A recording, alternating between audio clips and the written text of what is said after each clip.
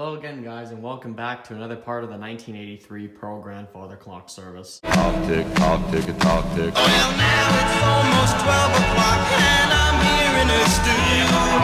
Should I stay or go back home? I don't know what to do. One thing that I know for sure, that girl and I are through. Still hearing tick-tock, tick, tick-tock, tick-tock, tick, tick-tock, tick-tock, tick, tick-tock, tick. Talk tick, talk tick, talk tick.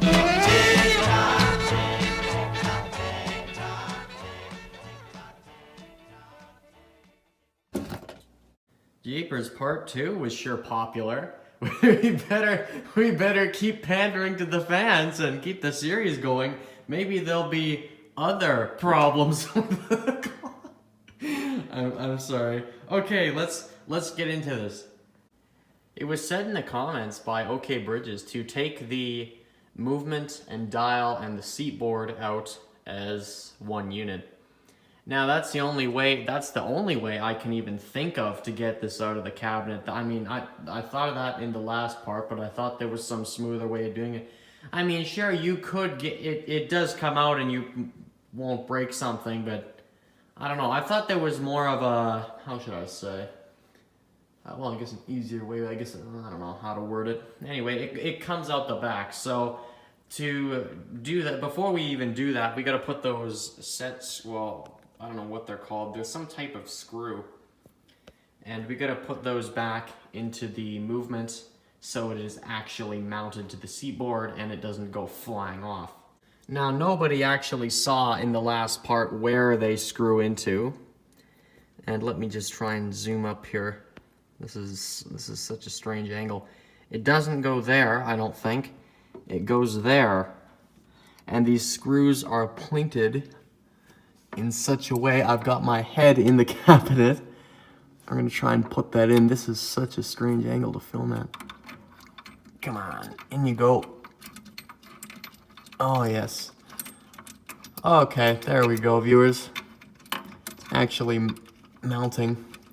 If you don't mind, I won't film the other screw because it's the same on both screws. So anyway, yeah, it mounts into that hole there. I hope you actually saw that. Okay, this is a much more comfortable angle to work at. So we've got our screws, and there they are. There's one there, and there's one over here, mounted back into the seat board. Now here's the board. You can see it's got these two pieces of wood that are held in with nuts. It's got the board itself, which has a groove. I see there's actually two options there. There's two different levels you could have had this at. Interesting. And there's one on that side too. And this board is screwed in like that. So I guess we'll just unscrew it and then pull it out through the back. And when you're going to take a movement like this out of the cabinet, make sure you have somewhere to actually put it, because if you don't, I don't know where, because the dial hangs over the movement and it's not all level there. So I've got this drawer here that was it wasn't taken out of the bathroom vanity, it was just never used. So anyway, yeah, this is a basically brand new Home Depot drawer, or wooden box. I guess it's a wooden box now since it doesn't have a face on it, or a face front, whatever you want us to call it. And yeah, we're gonna be using this wooden box / former drawer, or what it was supposed to be, as our kind of movement stand. Okay, this cabinet basically just let go of the screw instantly. I started turning it and out it came, so yeah. Maybe on your clock it might be harder to turn, I don't know, it's a screw. This is how you remove a seat board, just like this. That's all there is to it. You just, well, loosen it anyway. Just undo the screw. I can't believe I'm working on this clock. I've grown up with this thing, and now I'm actually doing a degree of service to it. Here's a little interesting angle here. This is the only part of this clock made in the United States other than the dial. And then that piece of wood up there, that was put on later. But this is the only, and that business card down there, that was made in Canada. But other than that, and maybe, I think the lock on this thing's Italian. But anyway, this is an American piece of wood. This is a German clock movement, which is on the floor. And now you can see why I've got this bin here, is because the dial, is this not straight? Whoop, okay, you know what, I might have to do a little bit of correcting with this, but you can see the dial overhangs the board, the seat board, and it's kind of an inconvenience. Actually, I think we should. Actually, yeah. At this point, we can take the dial off and see what's going on on the front plate of the movement. Okay, let's do that. Okay, I've had to pull up a chair alongside this thing, so you can hopefully maybe see what's going on. And okay, what have we got? We've got this little lock here. Should be able to undo that. This here, there's 4 of these little locks that just kind of pull up here. Hope you can see what's going on. That'd be really tragic if I wasn't filming this right now. Oh, that goes up, that goes up, that goes up. There's 4 of those. Okay, dial, out you come. Okay, that was not... Hey, okay, there's a bit of motion work action going on there. We'll have a look at that in a second. And here's our movement, completely free of its original dial here. And I know you can't see it. I'm the moron holding the movement plate. Okay, we'll put it like that. There we are. And there is our Hermley movement with the cabinet completely gone. And here's an interesting thing. We got more plastic. Plastic gears in the dial. Oh my goodness, my grandmother got ripped off. She got ripped off by plastic. This is a dial made in the United States. I can't believe they would do this to us. If this was a German dial, it would have been probably not made of, probably didn't have a plastic motion work. Okay, well that's not the end of the world. That's just for the moon dial, which I still have no idea how to use. And let's see the movement. This was neat, by the way. These gears are apparently spinning continuously. And every so often they move the dial. Like I don't know how often it is they do it, but, or what the gear ratios or whatever are. Anyway, point is, if you spin it, it won't just continuously move. There must be some kind of tooth on that plastic gear at the top there or something.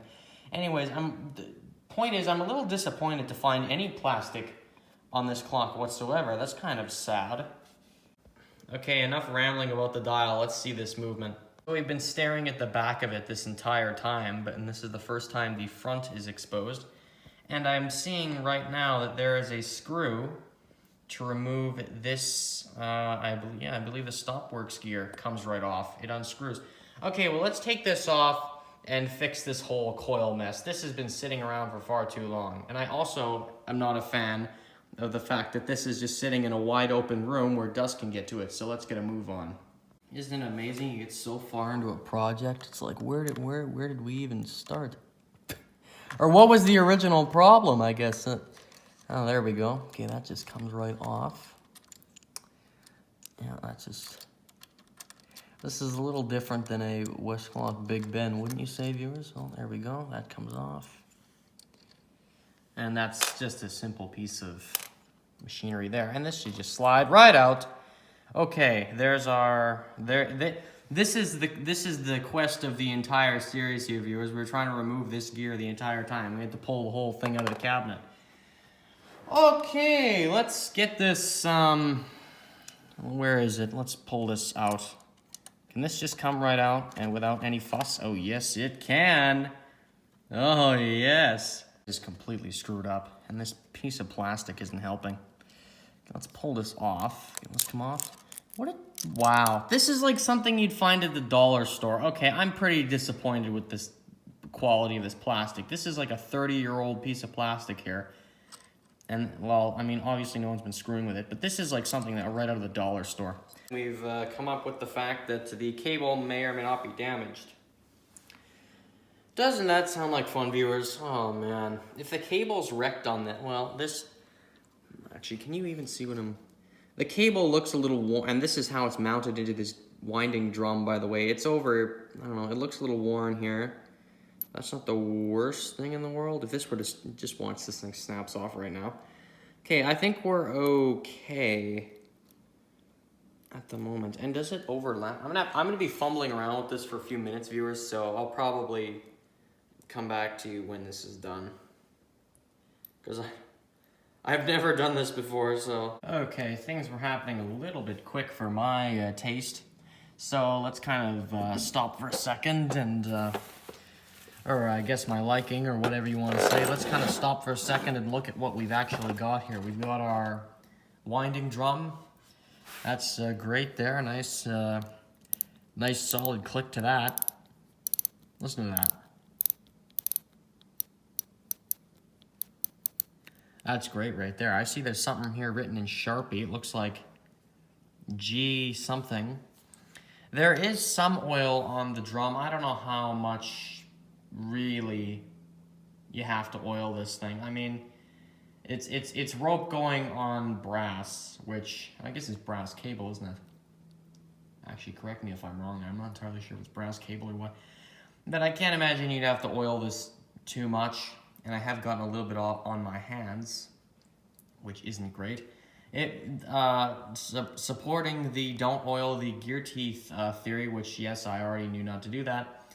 But I'm holding this by the teeth and I'm not getting any grime on my hands whatsoever.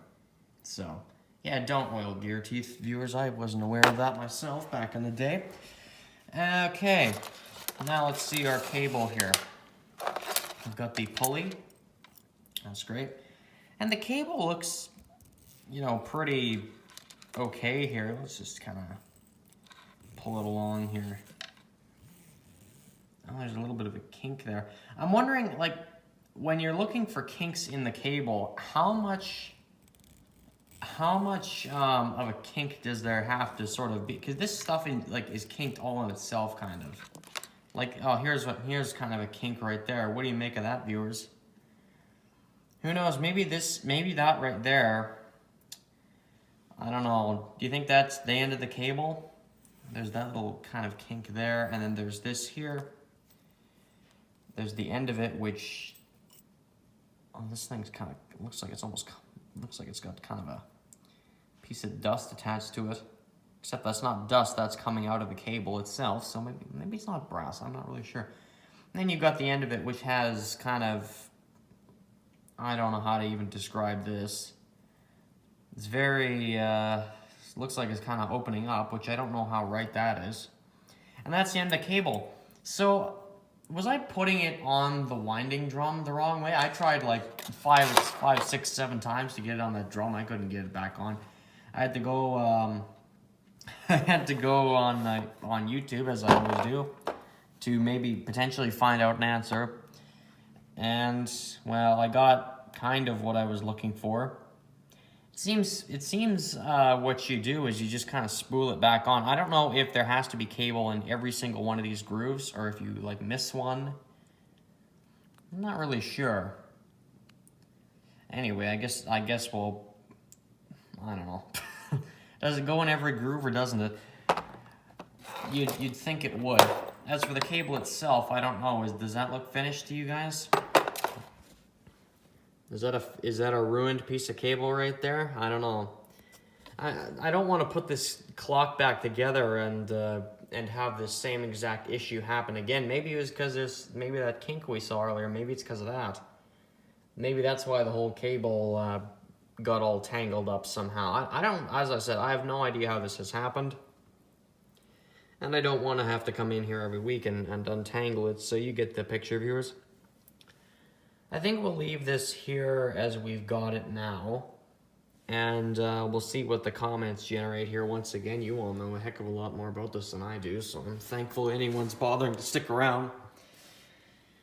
So, yeah, viewers, this is where we stand. We've got kind of a, if I were to grade the cable, I'd say it's in pretty decent shape, minus the kink and that end. Although that could be made like that. I'm not sure. It seems to be in okay shape, but maybe there's something I missed. Anyways, viewers, we'll leave it there for now, and thank you for watching. One final note here is the fact that there's plastic gears on a clock that would have been up in the thousands somewhere to buy back in 1983 or 1984, and I don't know what the inflation on that would be, but this would not have been a cheap clock. So, the fact that there's plastic gears on there is pretty disappointing. At least the movement's good, but that motion work, that really is disappointing to see plastic gears on there.